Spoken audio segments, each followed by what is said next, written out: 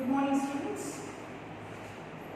So my first video was regarding present tense, second was regarding past tense, and this is future tense. So what is future tense? Actions in the future time. The actions which have not taken place, which is likely to take place. That is a future action defined future tense. Again, future tense is subdivided similarly. Simple future, future continuous, future perfect, and future perfect continuous. We go to simple future. What is simple future tense? Where to use rather simple future tense? Action will happen in future. Action that is about to happen in future. Something which I have planned, which I have kept in my mind, I will do it in future. And whenever I am using will or shall, that means I am not certain, because future itself is very much uncertain. So I will do it in my near future. Tonight, tomorrow, day after, whenever I feel, something like that.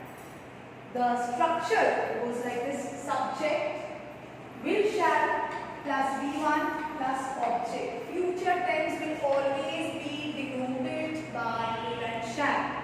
It is compulsory will and shall. Without will and shall, you cannot tell the tenses in future tense. That is grammatically wrong. So keep in mind will, shall. Always for future tense, always it is will, shall. So simple. Once again, I am repeating. Simple future tense is subject. The sentence starts with subject, followed by will, shall. Very much characteristics of future tense. Plus V1 plus object. V1 is the simple form of the verb, and for future tense it is only V1. No question of V5 that goes wrong. I cannot tell. He will takes, she will takes, that is wrong, grammatically wrong. She will take, he will take, whoever will take, will do, means simple form of the verb. So V1. No confusion with V1. Okay? So the example goes, I will do my work. Full stop. I will do my work. I is my subject. Will do is my verb. My verb is my object. Okay? Did you understand this? Now I am moving on to future continuous tense. Future continuous tense, as the term continuous again defines, action continues in future. Action which I will do in future, but I know that is going to take time. Future continuous tense. Okay? Action which will continue in future. For example, you can say, like for the exams, usually your half-yearly exams, usually all these years, will start by, will be continuing in the month of September. Usually, it is usually, this is known to us. What will happen this year, we don't know. This is just an example. Please don't take it very seriously. This is just an example. Okay? So, the structure of the sentence goes like this: subject plus will, shall plus be verb plus V4 plus object. Subject, will, shall, again part of future tense, this one PEP. We need here PEP to make my future continuous tense grammatically correct.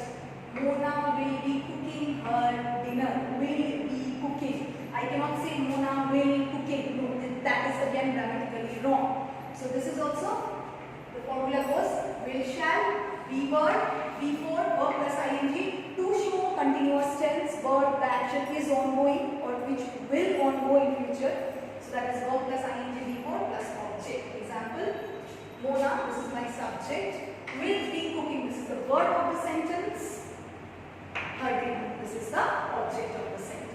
So this is future continuous tense. Once again I repeat, future continuous tense tells those actions which are planned and which we know are going to happen in future. Example I gave of the test of our yearly exam.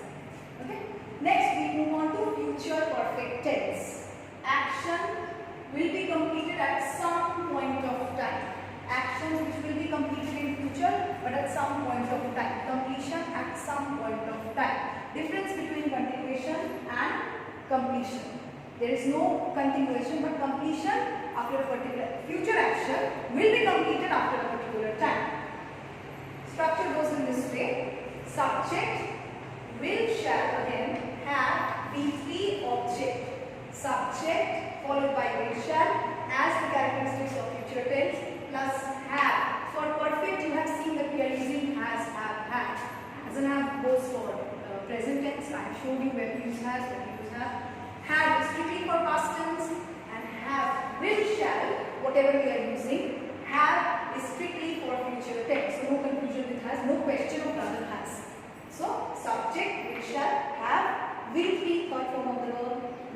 past participle plus object. She will have done the work. She will have done the work. Now let me tell you one thing. Future perfect and future perfect continuous tense is very rarely used. We can express this idea through other tenses also, especially through future continuous tense. So future perfect and perfect continuous is hardly used. Usually we don't use it more in speaking and in writing. But still, for the concept, it should be clear. You should understand. So next we move on to future perfect continuous. Future perfect continuous. Action will be continuing and be completed in future. Will be continuing and completed in future. Everything in future.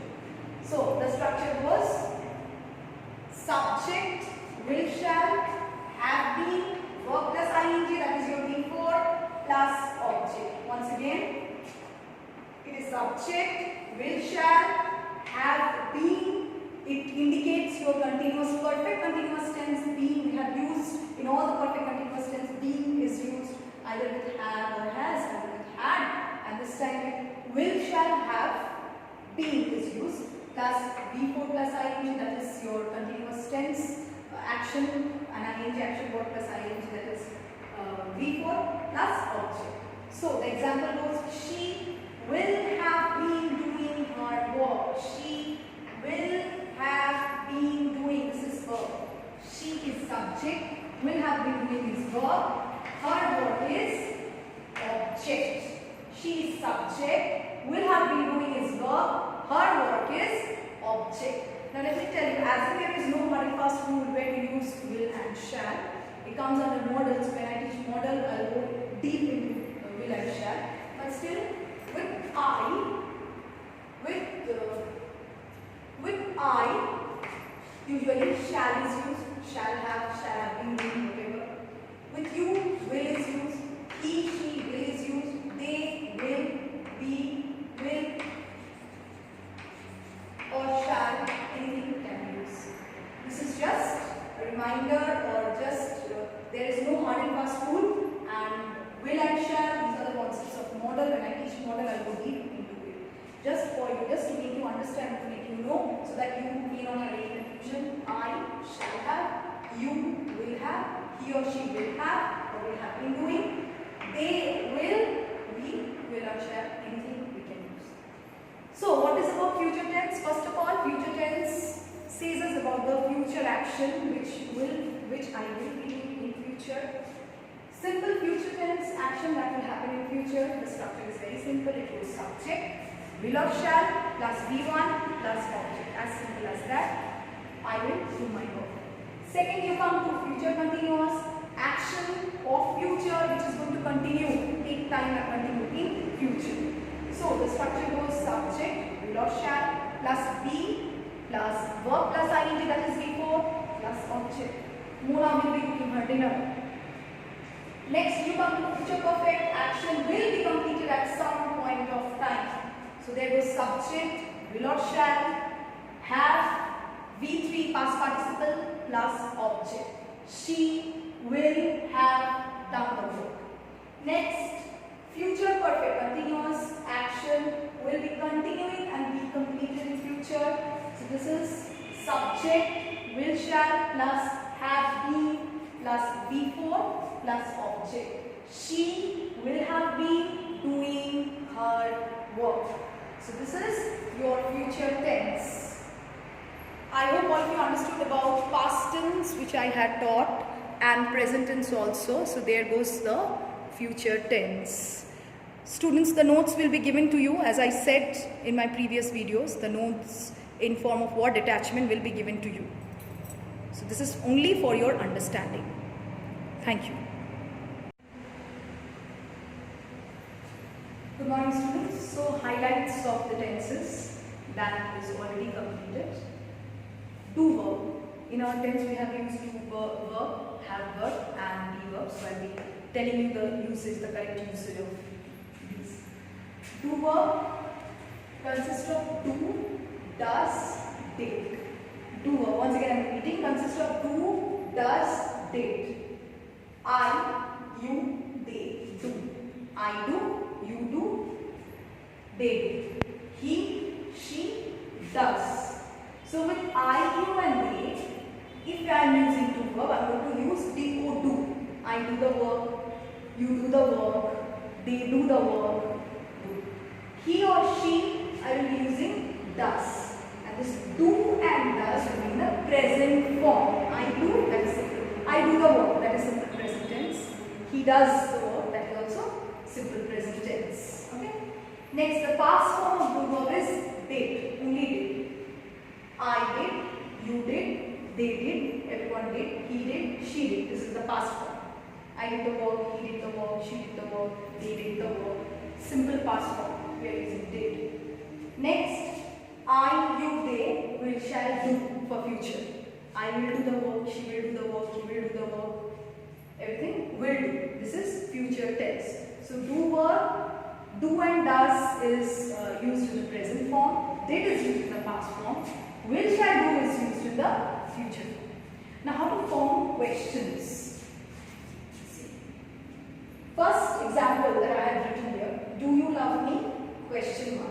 This is in simple present. Now before going into it, question, the structure of question or the formation of question sentence is different. Usually we are pulling the verbs in front, or we are starting the sentence with the question word. Either we pull the verb or we begin with the question word. Or if you know what are the question words, the WH words are called the question word. All the WH words. What are the WH words? Who, what, when, where, how is also included. Okay. Whose means these are distinctive question words.